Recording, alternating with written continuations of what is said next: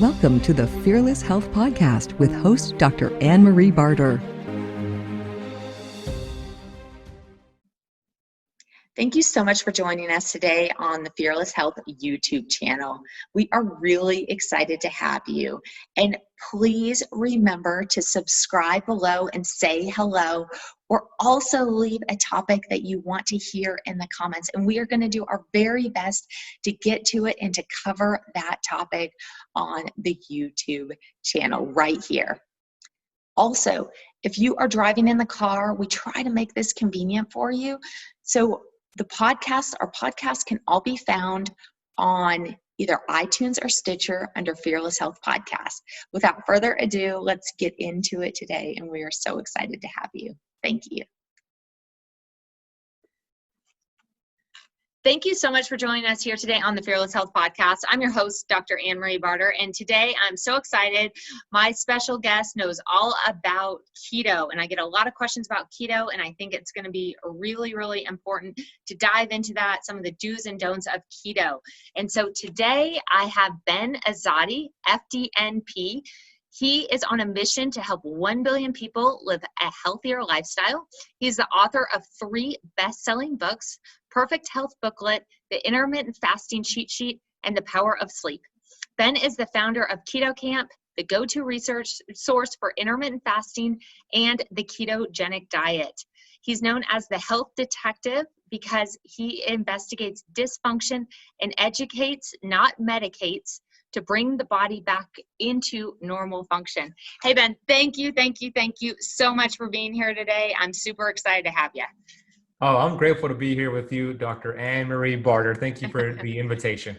Yes. Okay. So, as you know, I get so many questions about keto, and keto really changed your life and kind of set you on a different course in life. Can you tell us just briefly about your story and how keto changed your life? Absolutely. Yeah. So when I meet people nowadays, they see me as this lean, healthy young man. I'm 36 years old, but I say young man. My cells are young.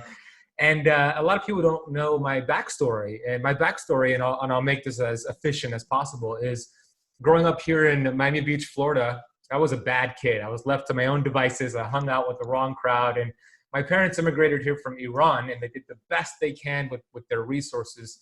They worked so many jobs, and I was pretty much left to my own devices. So I ate a standard American diet, stupid American diet, like Dr. Ken Berry says. And I ate Kentucky Fried Chicken because my mom worked there, and played video games all the time. So my body just ballooned and ballooned to the point where I was obese as a kid. I was one of those kids that grew up here in Miami being bullied and picked on, low self-confidence, low self-esteem, which transferred into my adulthood. And I found myself back in 2008 being a 24-year-old obese man where I weighed 250 pounds. I had 34% body fat. And when I say obese, and I was both physically obese and mentally obese, I was thinking very toxic thoughts. I was depressed. I was suicidal. I was going through a very hard time in my life where I hit rock bottom. And I was literally on the internet several times looking for ways to end my life. And anytime I did that, I would think about my mom. I would think about the devastation she would have to endure. And I didn't want to do that to her. So it forced me to figure it out. So for me, that looked like books. As you can see here behind me, I have all these books behind me, but I was never a reader. 24 years old, I started to pick up books. I started to read books from authors like Wayne Dyer and Bob Proctor and Tony Robbins and Earl Nightingale and Les Brown, these incredible individuals who went through their own version of rock bottom and did some great things in their life. And it helped me, for the first time in my entire life, take responsibility for my health, for my results in life. And I became a victor of my future at that moment, and I stopped becoming a victim of my past. So I took responsibility. I literally said those words, and I am responsible. And 9 months later, I went from 250 pounds down to 170 pounds. I went from 34% body fat down to 6% body fat. So I finally carved out this physical six-pack that I always desired. But the most important stat was that I carved out a mental six-pack. I started to think better thoughts. I started to do things in my life that I never thought would be possible. And that's what started my journey in the health space 12 years ago now. And I didn't do it with keto, by the way. I did it with other methods. So I was one of those fit, sick people, meaning I was fit and I had six-pack abs, but I had leaky gut, I had acne issues, I had digestive issues, and I had to figure things out along the way. And then in 2013 is when I discovered keto and fasting, and I started to apply those principles.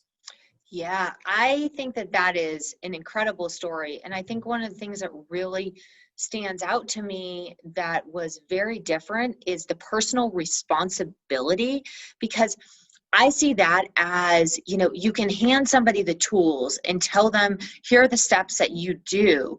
But if someone's not fully on board and they're not ready to take that personal responsibility or that first step, or to do that for themselves or love themselves or care about themselves enough to make that change, you're never going to get the results, because, you know, and I think it always depends on what your motivation is if your motivation is to look great in a swimsuit at 3 a.m. when XYZ has broken up with you, or you get some terrible news, it's like, here, where's the cookie cakes and candy? And I'm going to shove them all in my mouth and chew them all right now, because you know what I mean? And, you know, I'm like kind of like being tongue in cheek about it, but it's real. And I think it's real for people, you know, when they're going through a deep time, because food can be such a comfort. And so I think that personal responsibility or choosing to do that is, I think, just such an incredible tip. Very, very incredible tip. You make a great point there, because personally for myself, that's what I did. I felt like I had this void that I was filling with food. And I remember just eating every 2 hours, going to my refrigerator, walking to the kitchen. I wasn't even hungry, but I felt, 2 hours have passed. Let me go eat something, because I had this void. I was not living a life on purpose with my purpose. I had no goals and aspirations. So now that I valued my goals and valued my body, I stopped doing that. I started to become mindful with my eating. So you make a very good point there. So so every 2 hours you go to the fridge, and I think that a lot of people do this. What is your take on, snacking, eating every 2 hours, making sure you're snacking throughout the day? What are your comments on that? I think if you want to age faster than anybody you know and develop disease faster, then eat every 2 to 3 hours. You're going to be constantly stimulating the pathway called mTOR, which stands for mechanistic target of rapamycin, and that's just growth. And we don't want too much of that. And if we're constantly giving ourselves energy, we're not allowing ourselves to recycle. We are now having cells that are duplicating. These are cells that could be precancerous, turning into cancerous. So I think it's not a good idea unless you want to be a bodybuilder and you want to put on performance, but you're sacrificing health for performance. So I'm not a big fan of eating every 2 to 3 hours. Mm-hmm. And it's been interesting that has kind of been the research, or I don't even know if it's the research, but the advice, pretty consistently is to snack and to never feel hungry. Do you have any comments on, what happens when your body feels hungry, and if you push through that? Yeah, you're absolutely right, because somebody might be listening and they're like, all right, I'm not going to snack, and they're going to feel miserable. They're not going to be able to function, which is a telltale sign that your metabolism is just not as efficient as we'd like. So that's one of the best things you can do. Skip a meal and see how you feel.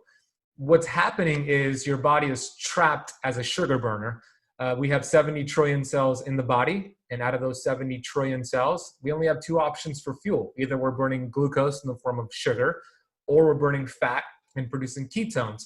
So the analogy that I like to give is that when your cells are burning glucose and sugar, it creates a lot of cellular smoke. So I compare that to a Mack truck that's speeding through the highway with all this smoke coming out of the exhaust pipe. Not going to be healthy for the environment, not going to be healthy for your cellular environment. When you transition and teach your metabolism in your body and your cells to now choose fat instead of sugar, that's more like a Tesla cruising through the highway, cleaner for the environment, better for your cellular environment. So what happens is this: when somebody skips a meal as a sugar burner, their brain starts to send the body an intense signal for carbohydrates and sugar, because the body does not have the flexibility to tap into its own fat. So that fat storage is blocked. So the brain will start to panic, and you'll get these intense cravings, and you could have the best willpower in the world, going back to your point, Ann, But willpower does not last. And your body will start breaking down protein, breaking down muscle, and it will create that glucose via gluconeogenesis. So the approach here is teaching your body and your cells to burn fat and having this metabolic freedom, metabolic flexibility. Then when you skip a meal, you just switch from burning through your sugar reserves, which you have about 2,000 calories, to now tapping into your fat stores. And that's what we want. That is optimal health. We want that flexibility. We want to teach the metabolism to have this efficiency. And that is the ultimate goal here. Now I hear I feel like I hear people out there saying, well, that's great and all, but I tried keto and it didn't work for me. So I think one of the big things that we hear about why keto or why intermittent fasting doesn't work, and I'll break them both down. But first thing is, well, I was so fatigued when I started doing a higher fat diet that I couldn't work out. So what's happening during that time frame? Yeah, there's a few things. I'd love to just share for your audience that I don't view keto the same way a lot of people view it and teach it. The keto is a double-edged sword right now because it's so popular. On Dr. Google, you'll get over 100 million results. But keto is not a diet. Keto is a metabolic process. It's been around for as long as humans have existed. Every single one of our ancestors did keto. Their environment forced them into ketosis. So it's just tapping into this metabolic state. Why would somebody transition into keto and feel worse? A few things. The number one reason I see people struggle on keto is sluggish bile. So the liver, which is the soccer mom organ of all organs, she does everything for us. That's funny. She's a 4.5 pound organ that sits right here on the right side of her ribcage, and she does everything for us. She detoxes for us, but she also produces bile. Bile is a green substance that helps to break down fat. It's a detergent for fat. So when we cannot break down fat and we start eating more fat on keto, we're not going to feel so good, number one. The second thing that bile does, it helps eliminate toxins because toxins love fat, and bile binds those toxins for elimination. And guess what happens when we start to burn fat on keto? We start to release more toxins into the bloodstream because we store toxins in our fat cells. So that's a two-part problem. We can't eliminate toxins, we can't break down fat, and we don't feel good. So what's the solution? Your audience is probably wondering, what do you do? Bitters are better. So eat more bitters that stimulate the liver. Arugula, apple cider vinegar, lemons and limes. Have some artichokes are great. Basil, thyme, and rosemary. These are herbs that you can just smell. And then also you could supplement with an ox bile supplement or some digestive enzymes, HCl. So that right there would make a big difference to make sure you're breaking down the fat, you're assimilating the fat-soluble vitamins. You're going to feel so much better when you do that. Okay. And so, all right, so someone's starting a keto diet. A lot of women that I have seen have said, some practitioner, somebody has started me on a keto diet. And I know it's a lifestyle and it's a way, like it's more of a metabolic function. But just for, just humor me with this, right? So they're like, I gained weight. And what would you say to those folks that tried it and they gained weight on it? What do you think the reasons for that could be? Yeah, I've seen that before. The number one reason I've seen is because they're snacking. They're snacking all day long. Even if it's keto-friendly snacks, the healthiest keto, clean keto foods, if you're snacking throughout the day and you're not doing intermittent fasting, then you're still going to spike insulin. And insulin is the bully of the block. Insulin is the only fat storage hormone that we have. And when insulin is called, the fat-burning hormones, they're scattered, they're gone. So I always like to picture or explain our fat-burning hormones. We have at least 8 that we know of. As these children playing in the playground, these fat-burning hormones, they're burning fat, right? And then we call insulin, we snack. Now insulin is going to bully those kids out of the playground, and insulin is going to teach your body to store fat. So number one is I would start right here. Have breakfast, lunch, and dinner. So 3 meals a day, keto-friendly meals, eating plenty of protein. Protein is important because it signals these satiety hormones like cholecystokinin and other hormones that keep you feeling full so you don't have to snack in between your meals. Once you feel comfortable doing that, then you could take it to 2 meals a day. And then eventually maybe you could do something like OMAD, which is 1 meal a day, but you want to pair intermittent fasting with keto that'll help lose the weight. Another reason is, even if somebody's doing that and they're still not losing weight, it's the toxicity component. A lot of people, the body is so smart. I always call it the world's greatest physician that we have within us, this innate intelligence, that if we have a ton of toxins from mercury and other heavy metals that we do store in our fat cells, because the body, the number one priority for the human body is survival. So when toxins enter our body from the cleaning products, from silver fillings, from lead-based paint, contact lenses in the 80s and 90s, these accumulate, but the body is so smart and it wants to survive. So it'll actually signal something called PPARY, which is a pathway to take these toxins and put them into our fat cells, create new fat cells, because it doesn't want those, the body doesn't want the toxins to enter our vital organs.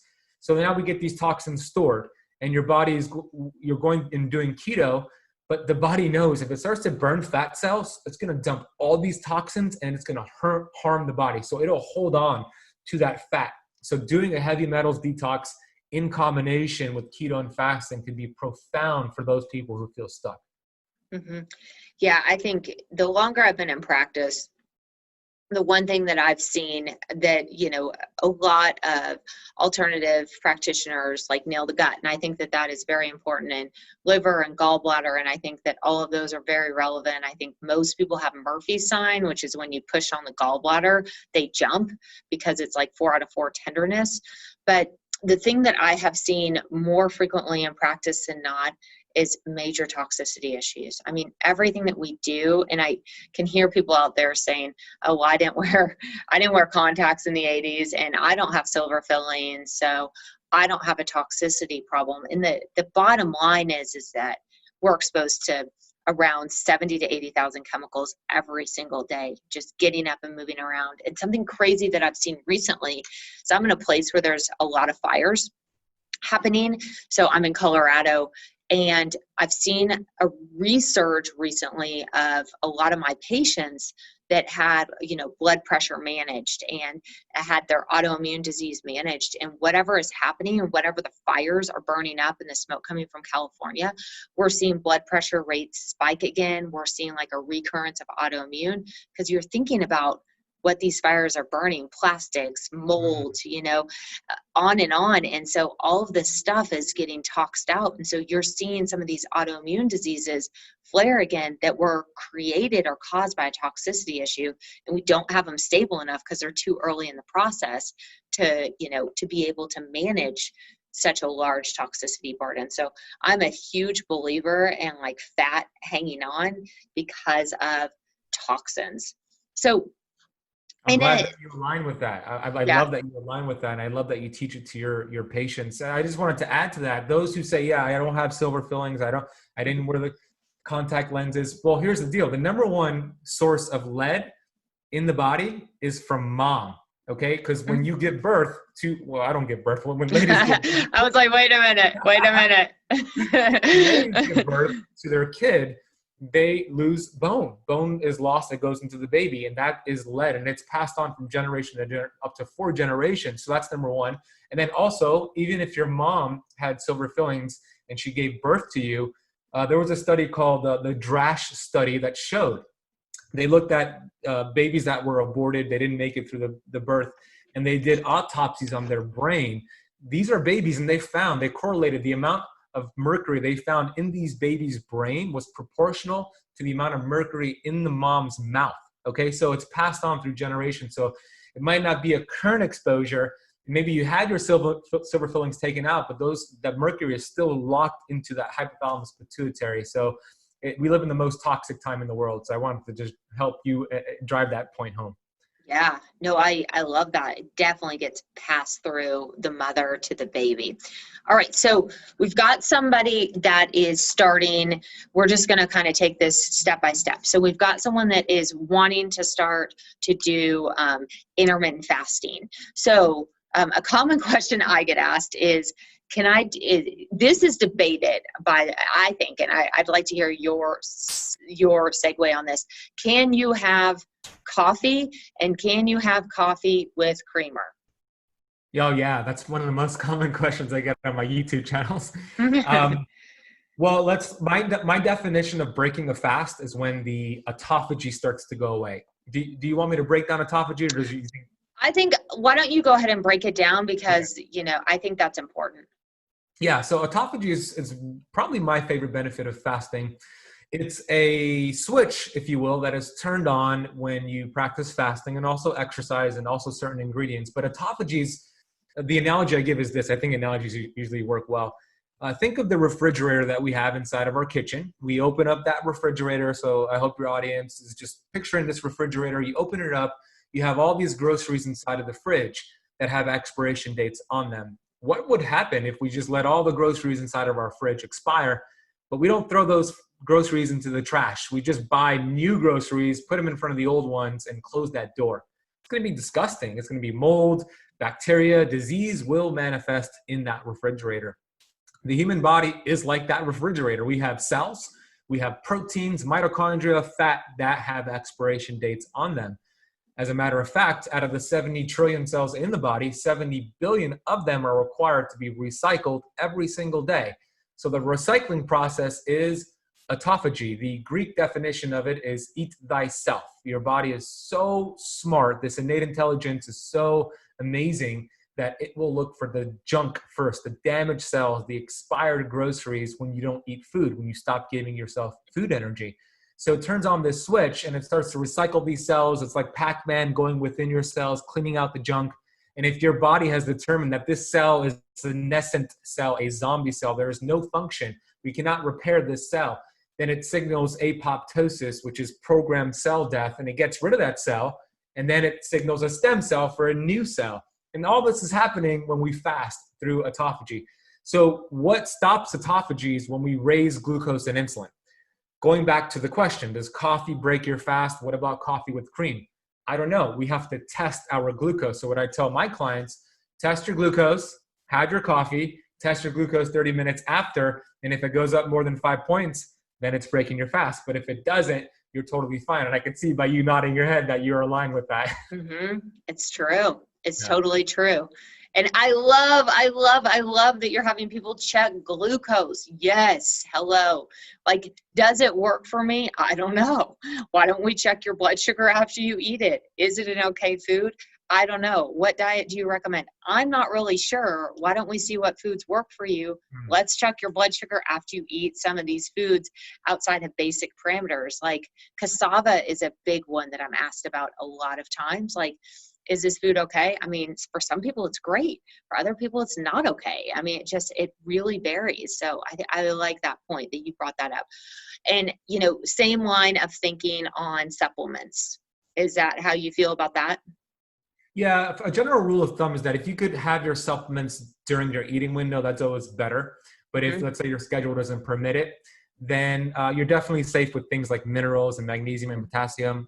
The herbs might get you in some trouble with spiking glucose, but like you said, you got to test. I personally have a CGM, a continuous glucose monitor, so I'm always seeing what's working for me or not. And even some keto-friendly foods will spike my glucose. And for me, I have some sensitivity to it, but I know because I have that data. So you could use a machine, you could use a CGM, but like you said, it's so important to know these things. Yeah, I like that. So take me through what you think is, kind of the parameters on keto diet, because there's so many differences. So what do you think are, like, as a general rule, what do you think is kind of a good diet on keto that you think is relatively safe?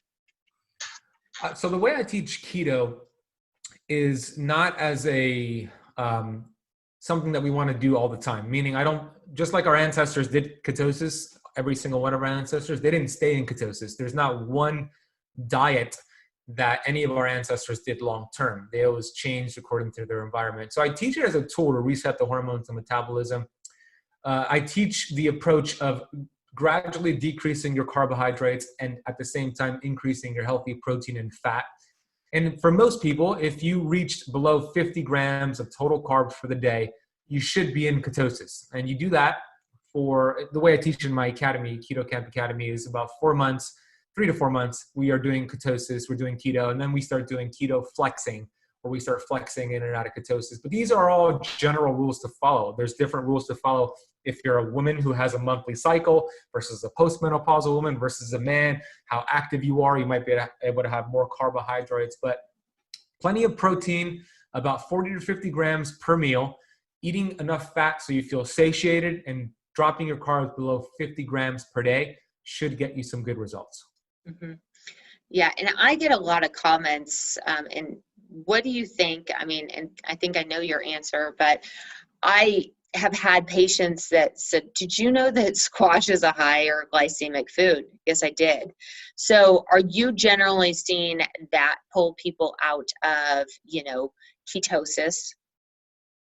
It could, yeah. It depends on how Mm-hmm. much they have. So I give them the general rules. Some people do better looking at net carbs, so subtracting the fiber. If you have most of your carbs from non-starchy green leafy vegetables, that's going to be your best bet. Those should not pull you out of ketosis, and you even have more flexibility for more carbohydrates. But yeah, and the squash could do it, especially when people start doing spaghetti squash and squash this, and then they just start switching things out. And even artificial sweeteners like sucralose and aspartame are not good. I don't believe they're good because they could create gut dysbiosis. So there's a lot of things to consider here for sure. Oh my goodness, aspartame. I remember having a case where the patient had DID because she was drinking 12 Diet Cokes per day, like almost a schizophrenic break. Oh my gosh. With 12 Diet Cokes a day. And when we took her off of the Diet Cokes, it's so weird, the voices stopped. That's what happens in large amounts. It was really quite an interesting case. So so someone really wants to lose weight, and they want to get healthy, and they really are looking towards, intermittent fasting and keto. How long are you seeing that take to get results? It'll depend. I think I always like to reframe people when they say, how do I lose weight with keto? How do I lose weight with this? I tell them, hey, we don't lose weight to get healthy. We get healthy to lose weight. Let's focus on health. Let's focus on cellular health, reducing inflammation, and letting your hormones communicate more efficiently. And then the weight will come off as a side effect. Let's pay attention to non-scale victories, your energy levels, your measurements, body fat percentage. Maybe you do some lab work, you get some panels done. So I've seen, to answer your question, I've seen men lose a lot more weight faster. I've seen people, I'll give you an average answer. On average, I've seen about a couple pounds of fat loss per week, sustainably until they reach their certain goal weight. But that can be done. Now, that doesn't happen for everybody, and men will get that much faster than women. But focusing on health, focusing on quality, clean keto foods, the right keto foods, will reduce cellular inflammation. And cellular inflammation is the number one cause of weight gain and weight loss resistance. So we want to focus on that. What have you also seen? Because something that I've definitely, I'm going to cough, made a correlation with in practice has been, what is actually going on in the gut, and not necessarily pathogens, because, that is certainly going on in a lot of folks. But when you get down to leaky gut and you get down to see what the microbiome actually looks like, some people just seem really, really deficient in some of the microbiome that definitely trigger weight loss. You've seen gut health in any of your folks that are following this be a contributor to potentially not getting the results that they want, even though they feel wonderful and healthy and they feel great, and all of these subjective parameters have been met and all of these goals, but they still can't get the weight off? Yeah, absolutely. That's where, like, a test, I don't know what you use at your clinic, but gut zoomer is what I use, looking at your bacteroids to Firmicutes ratio. And if you have an imbalance, it could create weight loss resistance. This also goes back to the toxicity conversation, because if you're dumping mercury in your gut, it doesn't matter how many gut cleanses you do and coffee enemas you do, you gotta get that mercury out of your tissue. So that creates dysfunction. But yeah, it's very important to look at that. And leaky gut is rarely diagnosed. And then when it is, it's 10 to 20 years after the fact. And I don't even know what the percentage is. I don't know if you have some sort of estimation or but I would estimate at least 80% of people in America have some sort of leaky gut. So yes, that is a definite barrier when you want to lose the weight. You gotta fix that gut. I would probably estimate it's about the same. I think I use GI map more commonly just because I tend to deal with a lot more pathogens, a lot more autoimmune gut inflammatory cases. And I would definitely say either the secretory IgA is way too high or way too low. And yeah, I would probably guess about 80% of cases, maybe 70, somewhere in there. But if they don't have leaky gut, I'm surprised that they don't because they have so many other pathogens. It's super impressive. I don't, it's just surprising. So It's interesting. Yeah, it is interesting. good to look at it, right? Not a lot of people Right. look at their gut. It's a very key component to the overall picture. So I love that you do that. Yeah. So, all right. So someone says, oh yes, I don't think that keto would work for me. I did Atkins, whenever Atkins was around. I don't even know what year. I'm not 90s, was it in the 90s? I'm pretty 80s sure. and 90s. Yeah. So what is the difference there? There's a few differences. Atkins didn't really distinguish between clean fats, healthy fats versus bad. It was just all fats would go. And there's a big difference. There's a huge difference between these rancid, adulterated fats like vegetable oils and cottonseed oil, soybean oil, canola, corn. Those were a go for Atkins. But when I teach keto, they're a no-go. I believe those fats, and I see you shaking your head. So gross. I believe they're worse than sugar because your body could at least burn sugar, but it cannot burn these fats. And I read a study in the PEO Solution by Professor Brian Peskin, who I interviewed on my podcast, that showed consuming these rancid fats resulted in 132 days of inflammation around the cells. So when they removed these fats, it took 132 days for these cells to function normal. And then I interviewed Dr. Kate Shanahan, and I asked her, if this is worse, vegetable oils are worse than smoking cigarettes. And she said cigarettes are by far worse. And she said, you almost guarantee your chances of almost 100% of getting some disease in your life if you're going to consume these vegetable oils on a consistent basis. So Atkins didn't talk about this. Atkins was more protein, didn't really involve intermittent fasting. So there's a few differences there. The way that I teach keto is very different because I'm focusing on clean, stable fats like avocados, avocado oil, olive oil, olives, grass-fed beefs, coconut oil, MCT oils. These are much stable, and our cell membranes could actually use it for fuel. Mm-hmm. Yeah, I did not realize it created inflammation around the cell for that long. That's actually news to me. That's phenomenal research. And that is really scary. And if you have inflammation, people are like, oh, whatever, inflammation, it doesn't matter. But if you don't have inflammation, how are you going to lose weight? How are you going to detoxify? How are you going to do any of those things if you're incredibly inflamed? It's going to be much more challenging to actually have your cells work like they're supposed to work. So that's and you could be taking the most expensive supplements in the world, and if those minerals and vitamins can't connect to your cells, then they won't get in. You're not going to feel well. So now good stuff can't get in, bad stuff can't get out of your cells, and then disease starts to manifest. I also want to share that I asked Professor Brian Peskin the same question about the cigarettes, and he's an engineer, so he's looking at all the data. So he said, let's look at the data. And he said, according to his research, that if somebody smoked 2 packs of cigarettes every single day for up to 28 years, their chances of developing cancer, lung cancer, was about 16%, 1/6. And then he said somebody who consumes these cooked vegetable oils, the canola, the soybean, the cottonseed, every single day for 28 years, their chances of developing heart disease or cancer is 86%. That's insane. That's a big comparison right there. Whoa. Well, and I mean, look at our society. Look at what's going on right now. I mean, those are, 2 of our top killers. And, we're thinking about processed and fried and food and all of those things. I mean, we are bombarded with all of those oils if we don't take the time to, correct our food chain and what we're eating, because they're super easy convenience foods all around us. Yeah, they're so cheap. That's why they're everywhere. They're even in Whole Foods everywhere. Yeah. And I think, yeah, that's a great point. You have to be careful on what you buy. I think the other thing that I like what you said about supplements is I'm a huge fan of supplements. I think that they are amazing, but they are a supplement to your diet. You can't eat bad and then go out and take a bunch of supplements to mitigate that. They're just a supplement to that diet. So thanks for bringing that point up. All right. Yeah. So on keto, what's your comment on counting calories?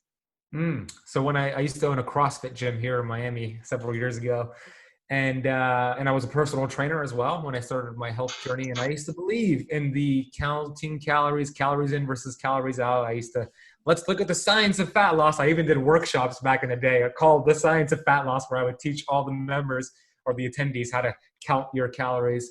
And then I realized that the human body is not a calculator. It's not a bank account. It's not a math equation. It's none of that. And I also realized there's no receptors in the body to count calories. The human body is more complex than that. So do calories matter? Yes. Are calories important? No, they're just a huge distraction to what really matters. And what really matters is the hormones and their communication to your cells. So we focus on that. And the calories and all that will take care of itself. So I think it's a huge distraction.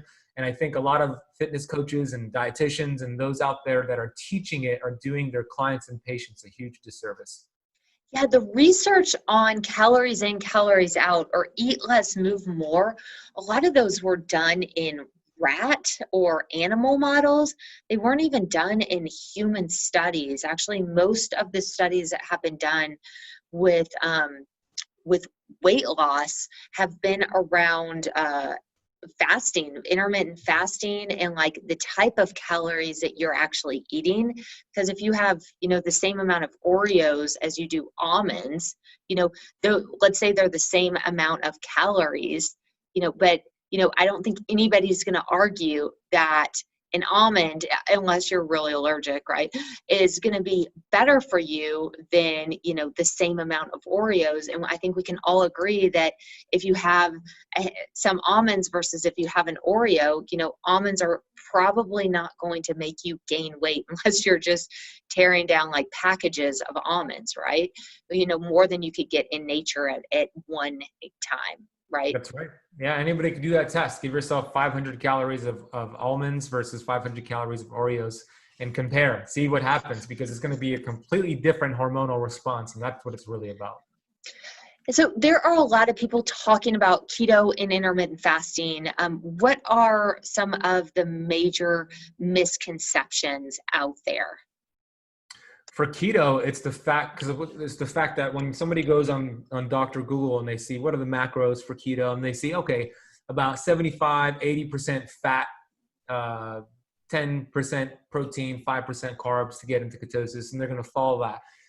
What people don't understand is that we can get our calories, our keto calories, from that plate of food, and we can follow those macros, or we can get it from our butt, our hips, and our thighs. It's really our choice. So we want the flexibility to burn our own body fat, and keto is not a high fat diet. It's not about eating a whole bunch of bacon and cheese and driving your fat up. Although that can be keto, it's not necessarily keto. Keto is more low carb.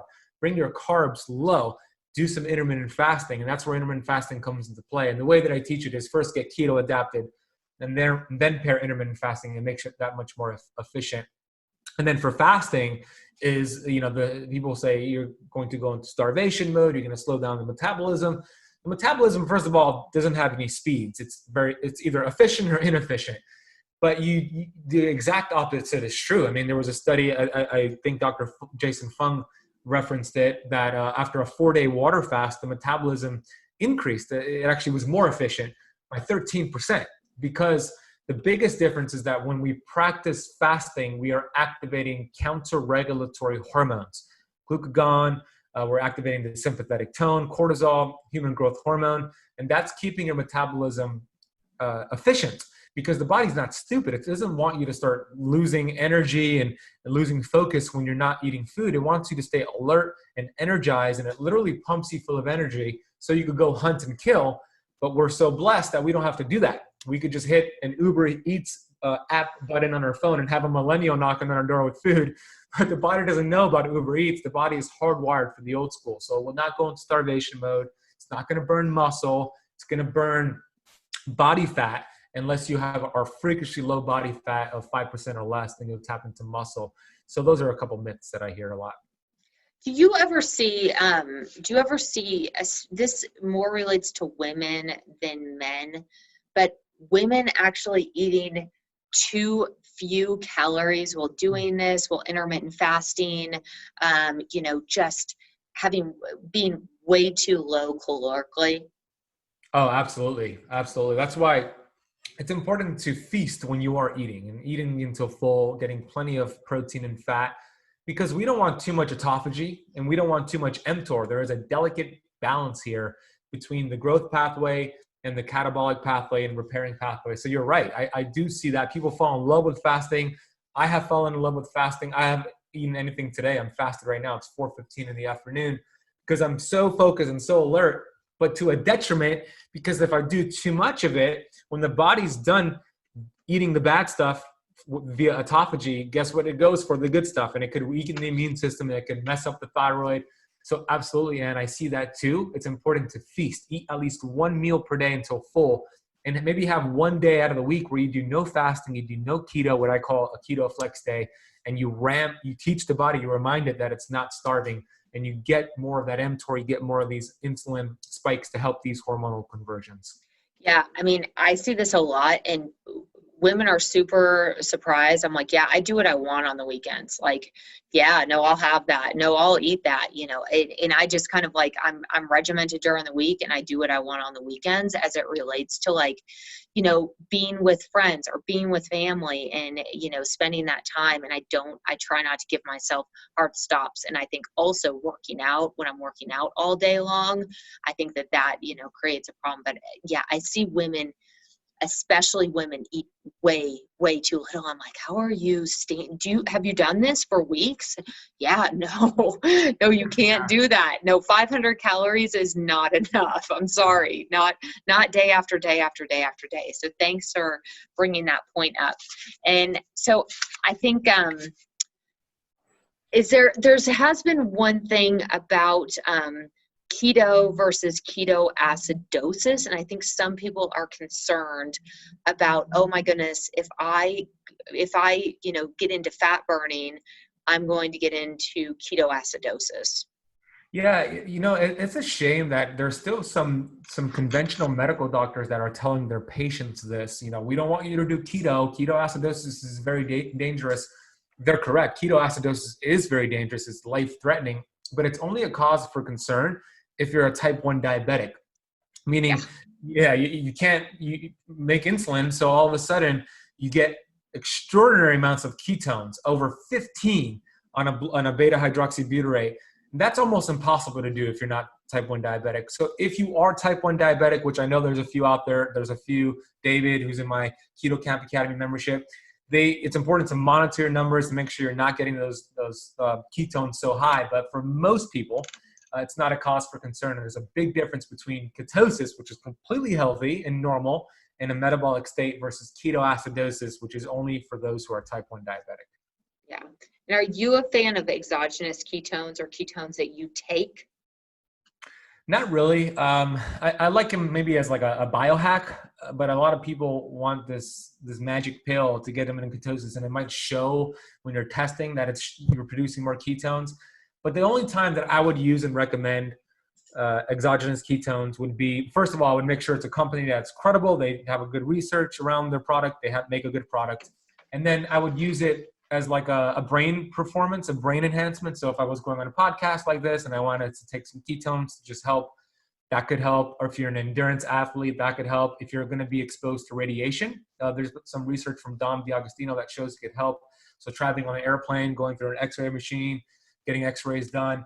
And then the other time I would use it is if, let's say you're doing keto for a month and you're not in ketosis, I would use it for a little bit to see if it'll prime the pump. But I wouldn't rely on it. I think it's important to let your body produce it on its own and not rely on exogenous ketones.